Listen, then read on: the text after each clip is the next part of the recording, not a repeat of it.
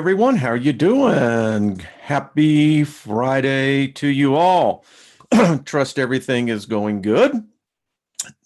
So, thought before we get too far into today's little meet and greet, the folks on the East Coast of the United States, looks like you folks are. Hello, everyone. How are you doing? Hold on one second.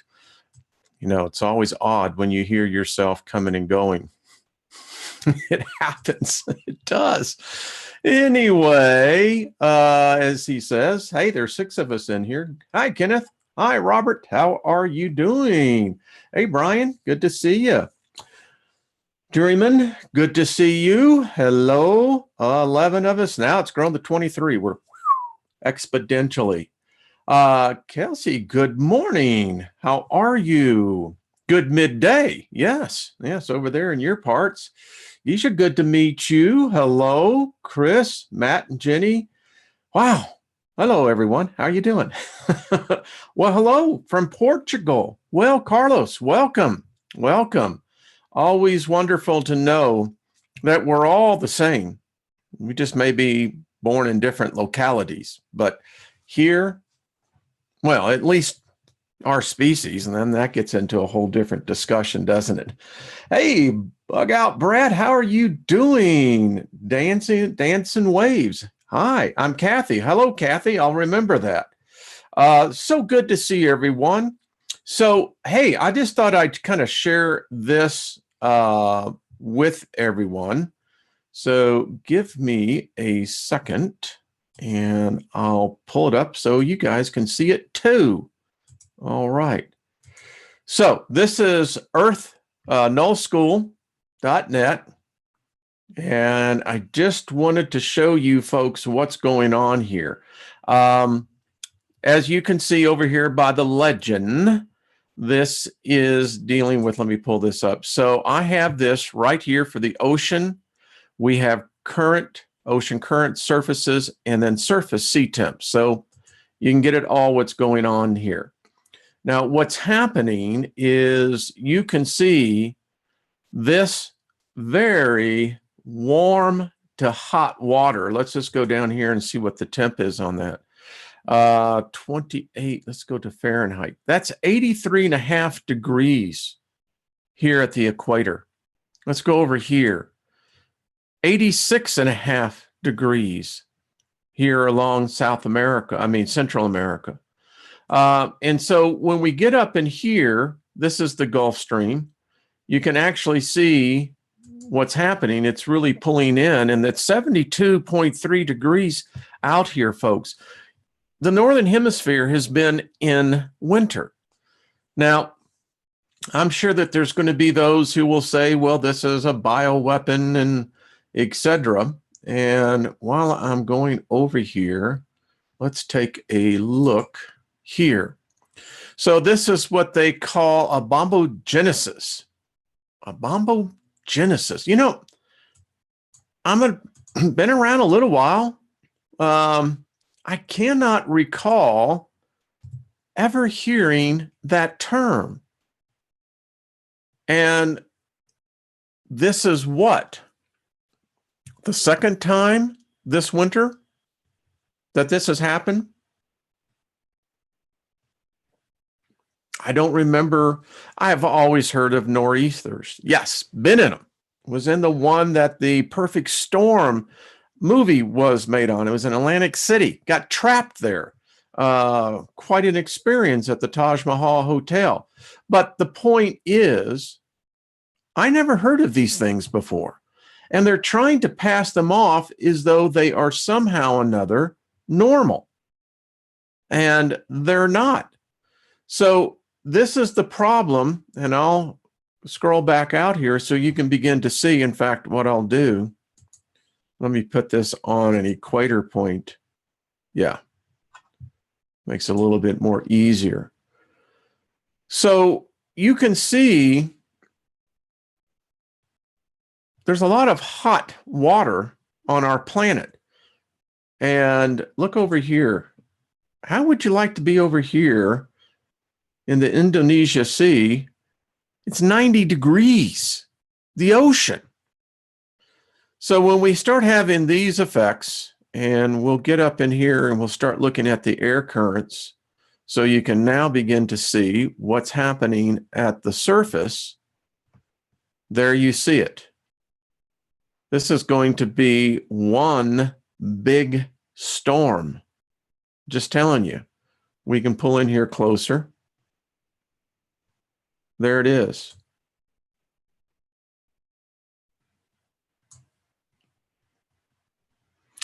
So you folks along the East Coast, I mean, this is going to be a whopper.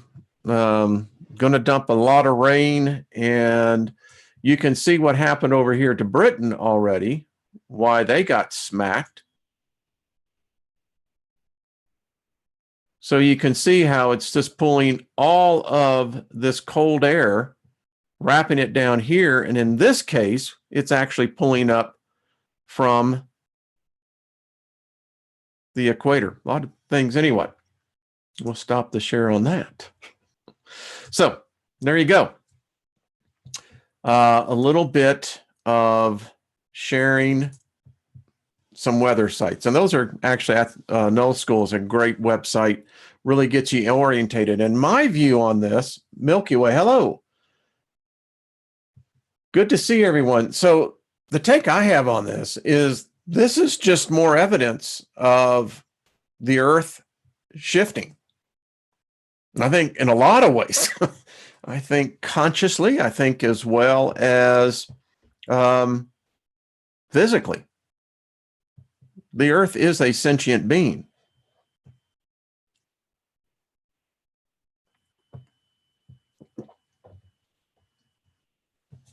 I'm being quiet when I drink my tea.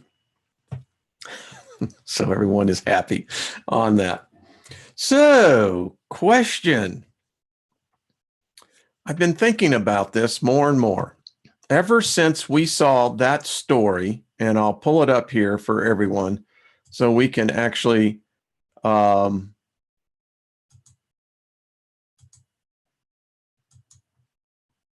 so we talked about this story, right? Human brain stays active minutes after heart stops beating. New research finds. And thank you for the emails. I got, I guess, nearly 100 plus emails on this video. It invoked a lot of strong cognitive thought. And that's what we're here to do. It was a wonderful exchange of ideas. So I've been thinking on this in my time when I go off and astral travel and contemplate this. How can the spirit be aware of time? I mean, seriously. And how is time measured? Time is only measured in our perception because of where we happen to be in the universe. We happen to be in somewhere in the Milky Way, in what they call the Goldilocks zone. They found another planet, by the way. They're finding more and more, but this one we'll talk about, maybe not today, but later. So our whole perception, construct, reality of time is built on a 24-hour day. Now, how does a spirit know that? I mean, how can a spirit know that? So what's happening here? I mean, we know this. Now, I've done, and I actually have done a previous video on that, is that they can resuscitate a patient 22 minutes into the death process.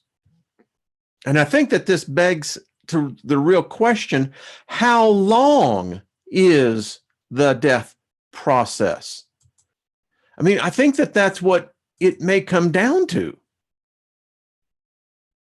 is how long is death? How long does the process take?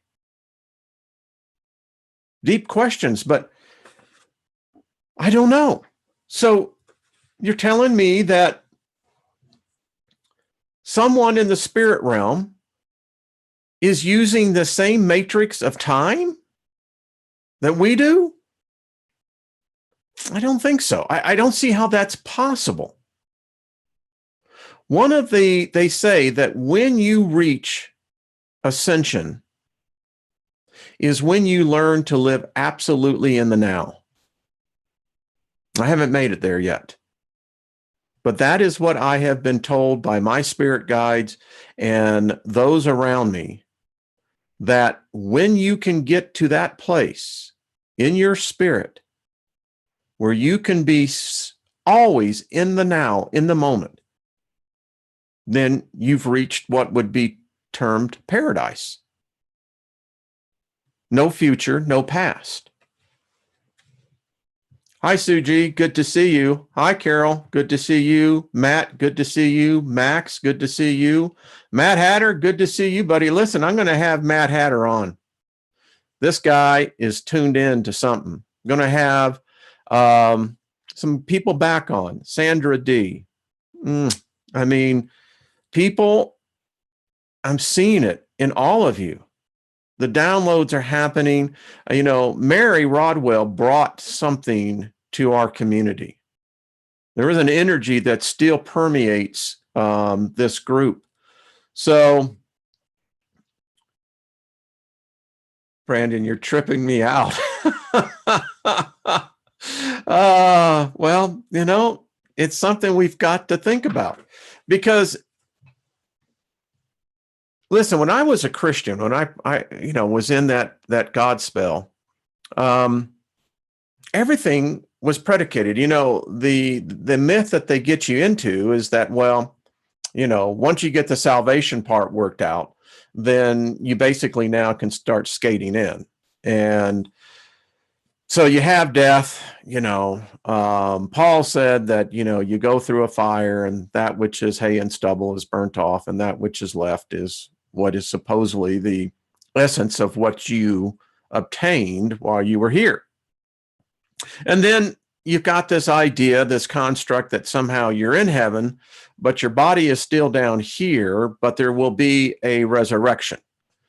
And so that would dictate, just in thought, if you break it down into the minutia, that God works on a 24-hour day, because the world was created in a day, which is 1,000 years, but it's still using a 24-hour day, a 60-minute and 60 seconds. That's ridiculous.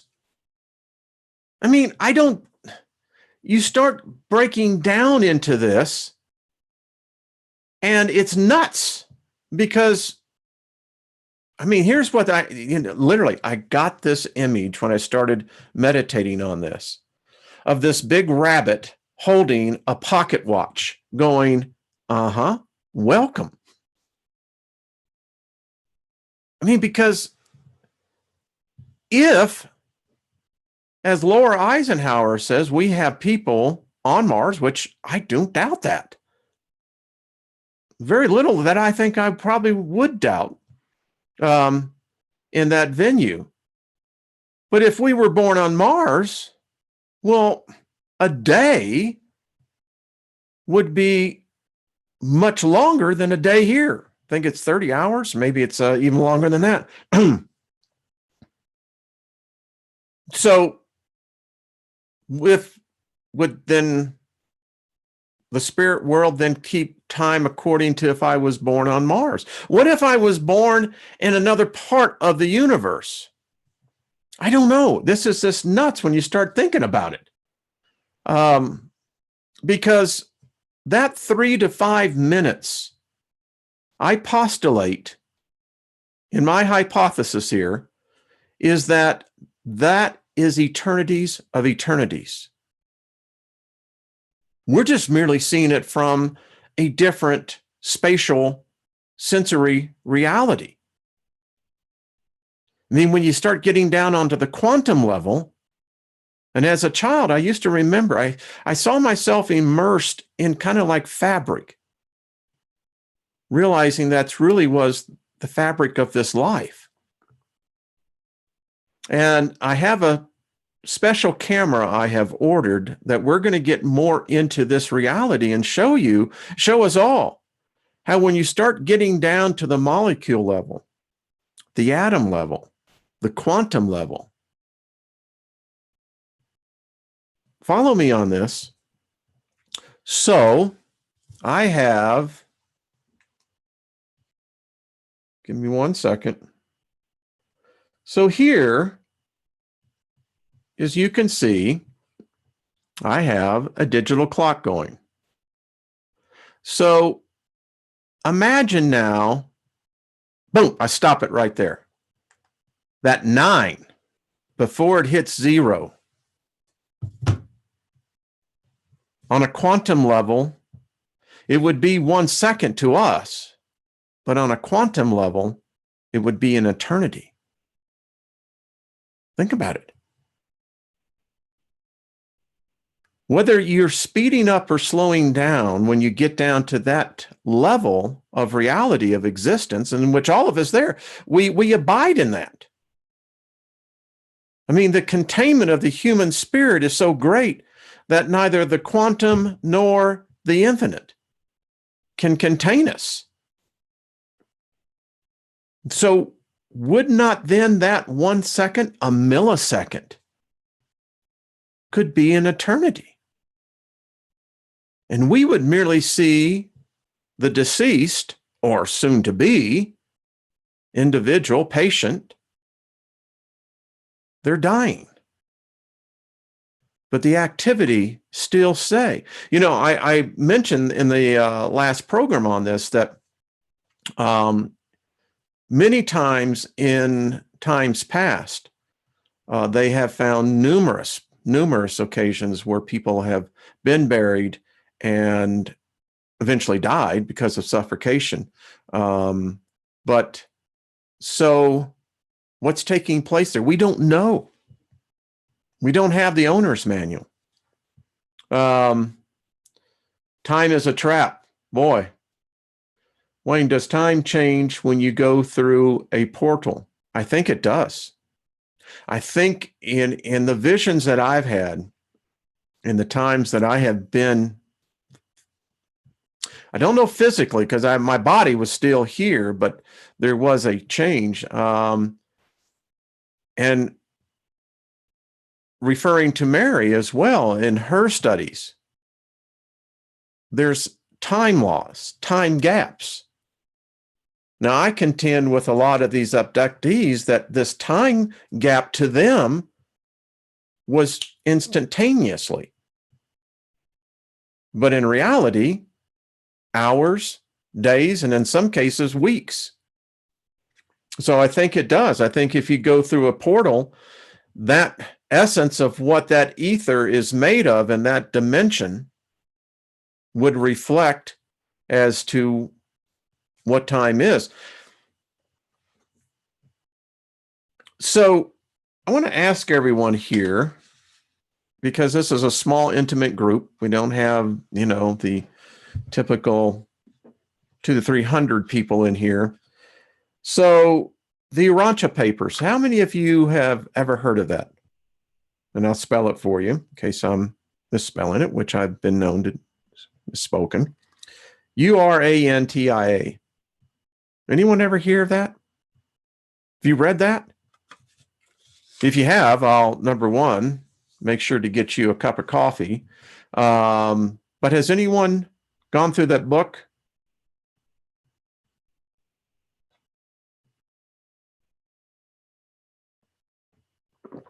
Down the rabbit hole.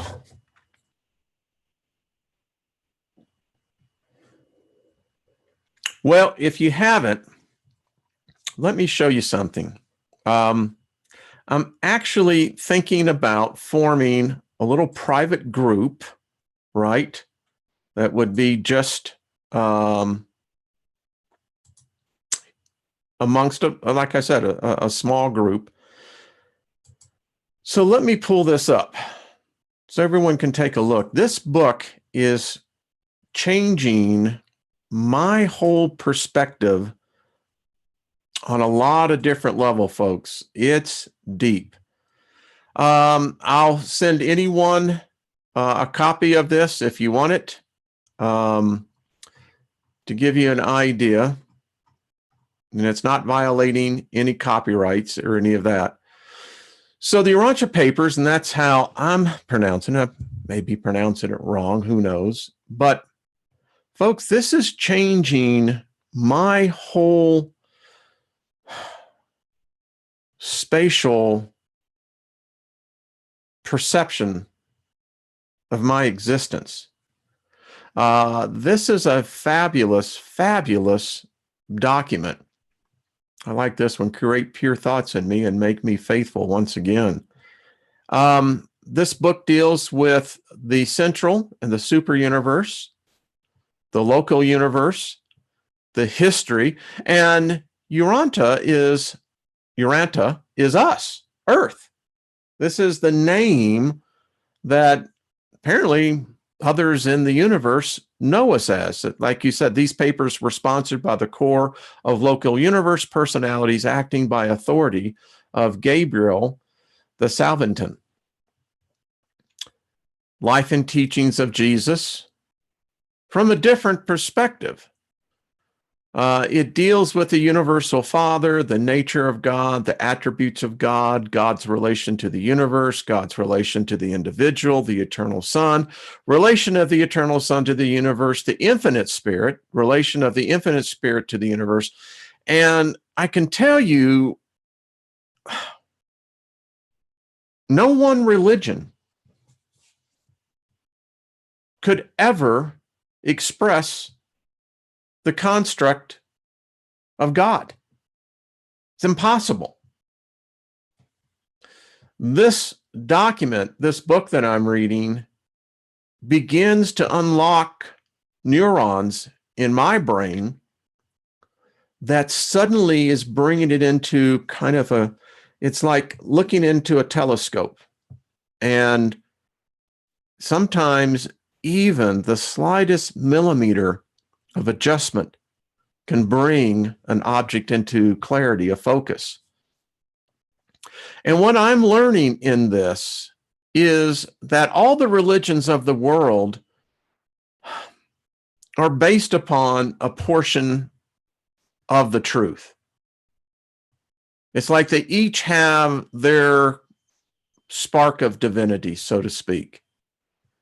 And as you can see, it's deep. It goes on. It's over 2,000, almost 2,300 pages. And it talks about sin in a different direction that I had not thought about before. It talks about sin in the aspect that the only sin, the sin of birth, the sin that we're somehow passed into, that's religion, dogma. Absolutely nothing can be proven on that. Nothing. It's a thought that has since taken tentacles into the consciousness of humanity. What it's turning out is that the sin is you not recognizing you. And you begin to condemn yourself. You begin to judge yourself. You begin to punish yourself. And before you know it, you longer know yourself. And it apparently, as you begin to learn how the religions of the world picked up only on a portion of this. Now, this book teaches that, for instance, the construct of the Christian God, Father, Son, Holy Spirit, really escaped from paradise. It was a thought that escaped, and it created its own reality. We're a part of that reality, unfortunately, in some aspects, and it's what makes the journey so difficult. So,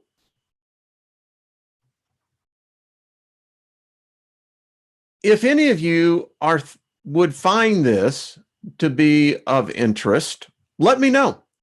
I think it'd be kind of cool just to get into like meeting every Sunday evening or wherever Sunday may be, or however we do around the clock, but, a small group that would come together and, we would read a chapter of this and then begin to discuss it. I think it would be quite illuminating. So anyway, that's just the thought there.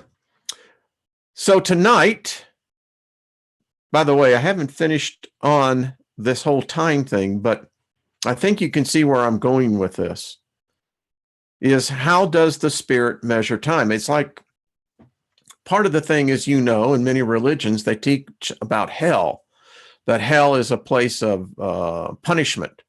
And I'm trying to think about it. Well, how does a spirit feel? I mean, is the mind truly? I've been checking into the thing about the soul.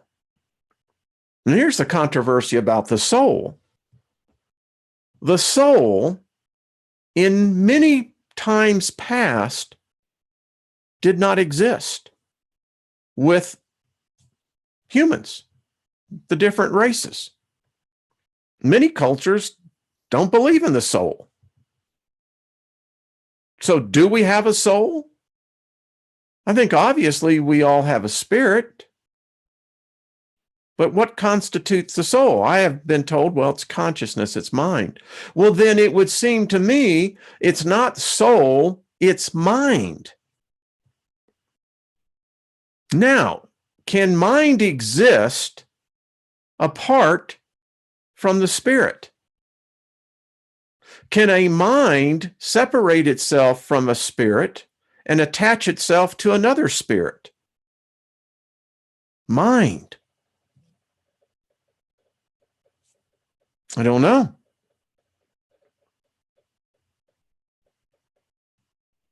Because if it's the mind that interprets pain, then you would think then that mind would be superior within itself, apart from body, apart from spirit. Are there two separate creations here? Are there two separate entities here? Two different energy forces here? I stare in the mirror quite often, and I'm finding things. And the one thing I'm finding is that I can find no end to my spirit. My mind searches it. I can't find any constraints. I can't find any ending. And when you start doing this for 30, 40 minutes or longer, when you come back, you begin to realize is that it's vast. And if that's my perspective, as I see within myself, that I cannot find an end to myself. Now, the concept of death, physical death, is a reality that we all have to accept, that it is the eventuality of this mortal body. But what I'm learning is that I think the spirit and the mind, I think they're joined. And it's just the thought. Can the mind separate itself? Is the mind sentient of itself apart from the spirit? It's obviously sentient of itself where the body is concerned. And would spirit be limited in its expression without the mind? I don't know. Well, those are my happy thoughts for today. Tonight at 7:00, we have, and give me 1 second here, I want to share this with everyone, a very special guest, Lisa Barnett. Lisa, I think you're going to find, is going to help us bring another part of the puzzle. So Lisa deals with the Akashic record, and she is remarkable. I think we're going to have a fascinating time with Lisa, and bring your questions. She is offering some free gifts, by the way. Give me 1 second. Hi, it's me again. So with this, to let you know, and let me share this again. Ba-da-bum-bum-bum. So, and I'll be putting this up tonight again. You'll just simply put in, there's a code here that she has given us for our program, and make use of it. I'll leave the link here. I am reading her book right now. Again, fascinating, folks. Just fascinating to see what all of us have within us. It's cool stuff. So 7 o'clock, stop on in. Be good to see you. I also am pleased to announce that, remember Sovereign Key, the declaration that we all talked about on Sunday? Saturday, March 10th, we're going to have the originator and creator of the Sovereign Key. She's going to join us. So mark your calendar for that. All right, good people. Good to see you. You know, I just want to say y'all are just the best. I appreciate you. I know you can go many other places. It's just an honor to have you here. I kind of consider you friends, and you know, a friend is more than an acquaintance. So I recognize so many of the names, and you know, a lot of us are getting to know each other by email exchange. Sometimes I don't call a lot, but you know, when the spirit moves, I do. Got a lot of emails from a lot of you on this language that I was speaking with Mary Rodwell. And I encourage you to find that language within yourself. I've practiced this for decades, and so I'm very fluent in it. And there's a couple of you who are finding a language within yourselves as well. So, yeah. So we're all very special. Think about this. We're going to do the mirror awareness experiment too, because I've learned something in here. This is not evil. This is not, you know, bad juju. It's nothing of that at all. It's the discovery of self. And that's been the greatest fear of powers to be that lord over us, whether it be through thought, habit, whatever. Their greatest fear is that they're going to find out that when we find out that there's no limit to any of us. And I want y'all to start remember this. Hate is the absence of understanding. If you have understanding, you won't hate. It's that simple. So I salute you all. This is how I feel about the situation. It's the best I can do. So see y'all tonight. And in the interim, be good to yourself. Hug yourself. Once in a while, man, just give yourself a good hug. You know, you're not going to have this body forever. And I can tell you, the older you get, some of us have a slower aging process, but no less, we all age. It's just the way it is. So have fun with it. If you're hurting, love yourself. I lay hands on myself all the time. And I lay hands on myself and I speak to my body. Number one, I thank my body. Cat Stevens had that great song from T and the Tillerman. You know, it says, and my body has been a good friend, but I won't be needing it when I reach the end. But you know what? Just hug your body. Tell it thank you. Listen, if your body isn't alive, then you're dead. So if your body is alive, it will respond to your vibration. It will respond to your frequency. Tell your body, if you have a part in your body that's ailing, talk to that part, speak to it, love it. That sounds crazy, I know. But if you listen to most people, they completely bloody their bodies, they speak bad to their bodies, and many times it shows. So take a little bit of that. Give yourself a break on that. All right, folks. Appreciate you. See you tonight at 7 o'clock. All right. Bye-bye.